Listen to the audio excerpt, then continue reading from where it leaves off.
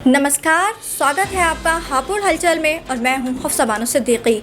आज हमारे साथ मौजूद हैं राम सेना प्रमुख विष्णु विनोदम महाराज जी, जिन्हें आप प्रेजेंट में कांग्रेस पार्टी के राष्ट्रीय संत के रूप में भी पहचान सकते हैं। आज हम आपकी बात कराते हैं सर से। सर, पहले तो हापुड़ हलचल में आपका बहुत बहुत स्वागत। बहुत बहुत धन्यवाद। तो सबसे पहले बताइए, कांग्रेस पार्टी से कैसे आपका आना हुआ? खासकर एक संत टाइप के लोग भी कांग्रेस से विचारधारा या एक कुछ आज के टाइम में अलग लगता है। देखिए, आपने कई ऐसी बातें कर दी। एक तो संत टाइप नहीं होता, संत संत होता है। सॉरी, माजरत। दूसरी बात सिद्दीकी साहिबा। तो संत पूरे समाज का होता है, किसी पार्टी का नहीं होता। समय विपरीत चल रहा है और इस विपरीत समय में हमेशा इस देश में कांग्रेस ने काम किया है। तो मुझे ऐसा लगता है कि कांग्रेस एक ऐसी पार्टी है जिसने इस देश के लिए शहादत दी, और वही पार्टी है कि इस गफलत के दौर में इस देश को निकाल सकती है। इसलिए हम लोग कांग्रेस के साथ हैं। नहीं, आजकल देख सकते हैं ना, राम नाम को कहीं बीजेपी ने ले लिया है। आप बंगाल में देख लें या कहीं भी, तो इसलिए अब आप पार्टी का नाम राम सेना, तो इसलिए। देखिए, मैं राम सेना से हूँ और राम के नाम को बदनाम करने का काम भारतीय जनता पार्टी कर रही है। क्या राम का नाम लेकर के आप देश की जनता को कब तक छलोगे? आप देखो कि राम के नाम पर लोगों की हत्याएं करा दी जाती हैं, मारा जाता है। क्या ऐसा लगता है कि राम किसी की हत्या करने के लिए, किसी गरीब की हत्या करने के लिए, या किसी आप समझ देंगे मजलूम की हत्या करने के लिए राम राज्य का अगर मतलब समझते हैं, तो राम राज्य वो है कि जहाँ सब कुछ सरल, जहाँ सब कुछ सहज चल रहा हो। राम का नाम लेकर के आप किसी की हत्या करने का काम करते हैं, ये राम कभी नहीं चाहते।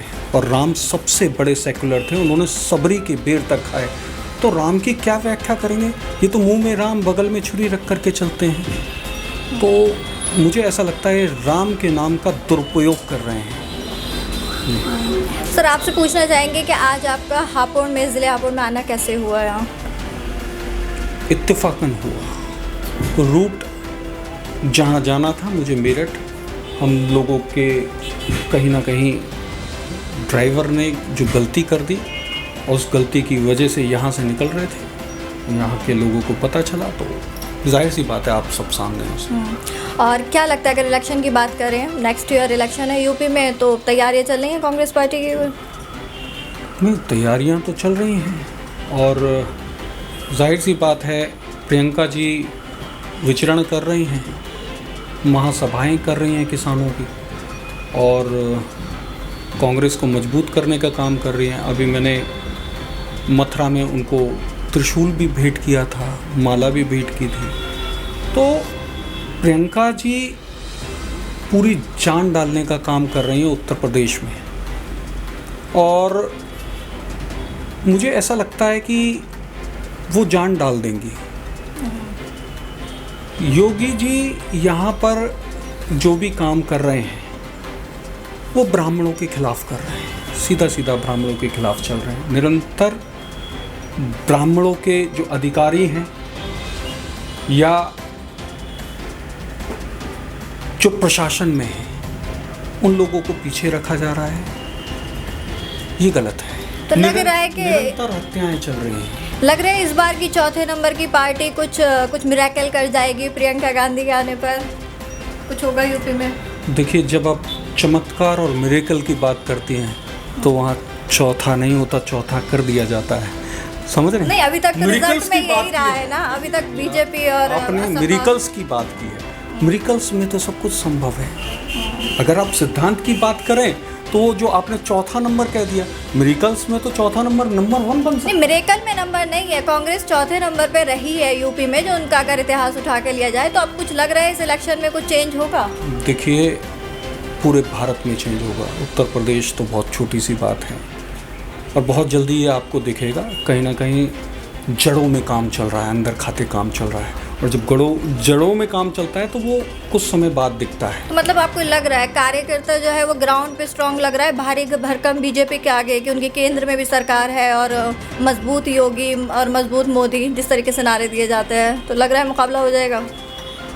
देखिए, जो लड़ाई है शैव और वैष्णव की है। कांग्रेस जो है वो शिव को मानने वाली पार्टी है। शिव मतलब सभी को मानने वाली पार्टी। शिव सभी में समाहित हैं। एक वैष्णव है जो ढोंग करते हैं, ढोंगी माला जपते हैं। तो इनमें और उनमें बड़ा फ़र्क है। इसीलिए मैंने कहा ना, मुंह में राम बगल में छुरी। तो जो राम का नाम लेकर के इस देश का सत्यानाश कर रहे हैं, आज देखो ना, घर में घुस कर के घर को तबाह कर चुके हैं ये लोग, बर्बाद कर चुके हैं। रसोई गैस से लेकर के, सिलेंडर से लेकर के, आप घर की बिजली से लेकर के त्राही मची हुई है। अब महंगाई की बात कर रहे हैं। जाहिर सी बात है, कितनी महंगाई करोगे। रोड पर कोई निकल रहा है अपनी गाड़ी लेकर के, इतना टोल टैक्स लग रहा है, डबल ट्रिपल टोल टैक्स लगाया जा रहा है। What is this? क्या इस राम राज्य की परिकल्पना की थी कि तुम सिरिंज के जरिए लोगों का खून निकालना? ऐसा कैसा राम राज्य? राम राज्य में तो ये होता है कि हमारी प्रजा कभी परेशान ना हो, उनको जितनी सुविधाएं दे सके हम लोग दें। ये राम राज्य है।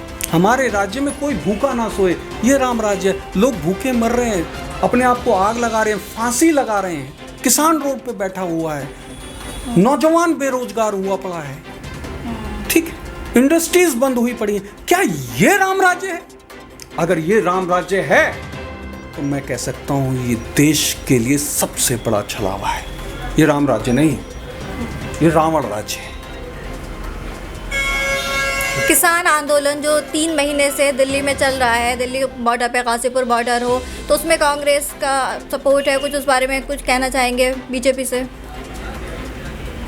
देखिए, कांग्रेस की एक बड़ी खूबसूरती रही है, वो सभी को एक समान लेकर के चलती है। उसने कभी तोड़ने का काम नहीं किया, उसने हमेशा देश को जोड़ने का काम किया।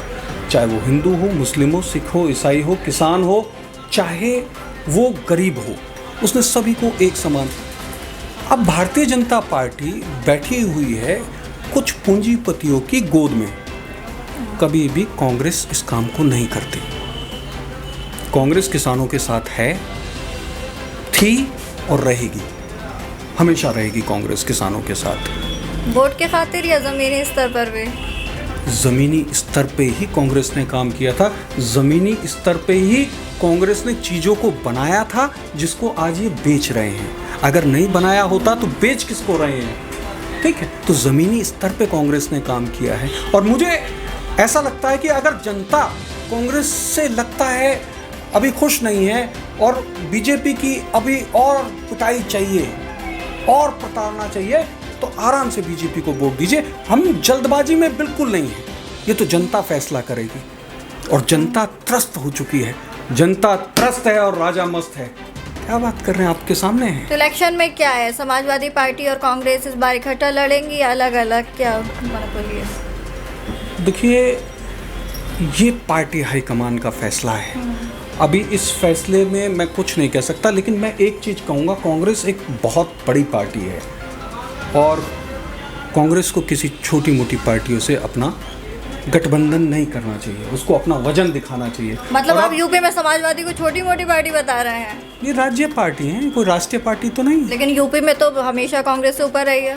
देखिए, राज्य में रही ना, मैं बता रहा हूँ, कांग्रेस राष्ट्रीय पार्टी है। और कभी भी जब आप छोटे के साथ बैठोगे तो आप भी छोटे हो जाओगे। तो इसीलिए कहीं ना कहीं आपको गठबंधन की तरफ अपना वजन दिखाइए। आपको गठबंधन से कोई मतलब, बाकी कांग्रेस हाईकमान फैसला करेगी, ये मेरा ओपिनियन है, मेरी सलाह है। तो आपको क्या लग रहा है कि प्रियंका गांधी को सीएम उम्मीदवार देख सकते हैं इस बार, कि वही नाम होगा आपके यूपी में? देखिए, अभी कहीं ना कहीं उनको एक दुर्गा के रूप में बताया गया।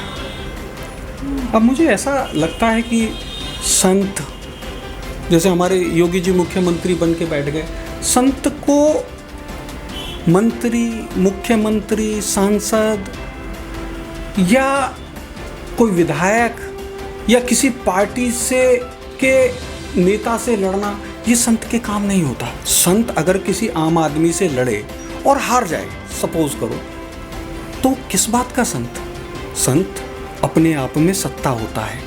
इसी तरीके से एक तो योगी जी को सत्ता का लोभ नहीं रखना चाहिए क्योंकि वो एक संत हैं। सेकेंडरी बात, अगर इनको दुर्गा देवी का रूप कहा गया प्रियंका को, तो इनको, मुझे ऐसा लगता है कि उनके लिए ये मुख्यमंत्री पद बहुत छोटा है, उनके लिए कुछ बड़ा पद होना चाहिए और आने वाला समय शायद वही होगा। तो मतलब वो मुख्यमंत्री नहीं खड़ी हो रहे हैं इस बार, कुछ ऐसा? जी, मतलब तो शायद यही था। अच्छा जी, तो आप उन्हें एज अ सीएम देखना चाहेंगे, कांग्रेस पार्टी के लोग? नहीं, मैं, सॉरी, सीएम नहीं, पीएम के लिए आने वाले लोकसभा इलेक्शन में। देखिए, आपने सोनिया गांधी को देखा था, उनको पीएम बनाया जा रहा था, लेकिन उन्होंने पीएम अपने आप को ना बना करके मनमोहन सिंह को बनाया।